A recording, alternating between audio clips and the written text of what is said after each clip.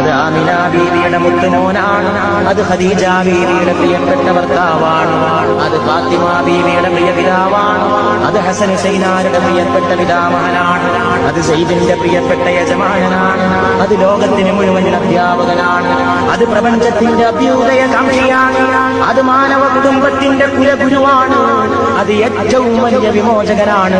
ഏറ്റവും വലിയ വിപ്ലവകാരിയാണ്. ഏറ്റവും വലിയ രാജപാത മനുഷ്യ സമുദായത്തിന് കാട്ടിക്കൊടുത്തോരാണ്. പാപികളുടെ രക്ഷകനാണ്. പാവപ്പെട്ടവന്റെ കാവൽക്കാരനാണ്.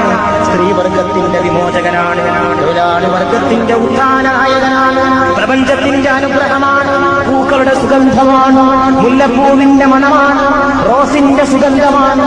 മറ്റു വല്ല പൂക്കളും ഉണ്ടെങ്കിൽ എല്ലാ പൂക്കളുടെയും നിറവും മണവും കൂട്ടിച്ചേർത്ത് വെച്ച മുഹമ്മദാണ് സല്ലല്ലാഹു അലൈഹി വആലിഹി വസഹബിഹി വസല്ലം.